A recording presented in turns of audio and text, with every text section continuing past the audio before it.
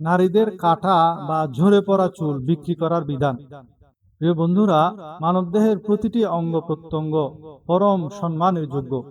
ইসলামী শরীয়তে মানুষ তার নিজের শরীরের কোনো অংশের মালিক নয়, বরং মানুষ তার শরীরের রক্ষক মাত্র।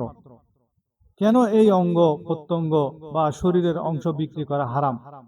শরীয়তের নিয়ম হলো, মানুষ কেবল সেই জিনিসের বেচাকেনা করতে পারে যা তার মালিকানাধীন এবং ব্যবহারের বস্তু। যেহেতু মানুষ নিজের অঙ্গের মালিক নয়, তাই চুল বা অন্য কোনো অঙ্গ বিক্রি করা সম্পূর্ণ হারাম। নারীদের মাথা আঁচড়ানোর পর ঝরে পড়া চুল বা কাটা চুল বিক্রি না করে মাটিতে পুঁতে ফেলা অথবা নিরাপদ জায়গায় লুকিয়ে ফেলা সুন্নত। ফেরিওয়ালারা এই চুল সংগ্রহ করে কৃত্রিম চুল বা উইগ তৈরি করে মানুষের চুল দিয়ে উইগ বানিয়ে চুল ব্যবহার করা হাদিস অনুযায়ী অভিশপ্ত কাজ।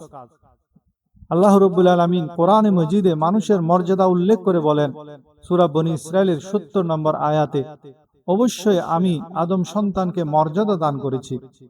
তো ওলামায়ে কেরামের মতে মানব দেহের অঙ্গ প্রত্যঙ্গ বিক্রি করা মানুষের এই মূল মর্যাদার পরিপন্থী। হাদিস শরীফের মধ্যে আছে, হযরত আসমা রাদিয়াল্লাহু তাআলা আনহা থেকে বর্ণিত, রাসূলুল্লাহ সাল্লাল্লাহু আলাইহি ওয়াসাল্লাম বলেছেন, আল্লাহ তাআলা অভিশাপ দিয়েছেন ওই নারীকে যে নিজের চুলে অন্যের চুল গাঁথে, অর্থাৎ পরচুলা লাগায় এবং যে লাগিয়ে দেয়। এটি সহিহ বুখারী শরীফের 5935 নম্বর হাদিসের মধ্যে আছে। ফতোয়া আলমগীরের ফতোয়া হলো, মানুষের চুল ও অঙ্গ প্রত্যঙ্গ বিক্রি করা জায়েজ নাই, হারাম। কারণ মানুষ সম্মানিত, তার কোনো অংশকে পণ্য বা বিক্রয়যোগ্য বস্তু বানানো যাবে না। আল্লাহ রাব্বুল আলামিন আমাদেরকে বুঝার এবং আমল করার তৌফিক দান করুন।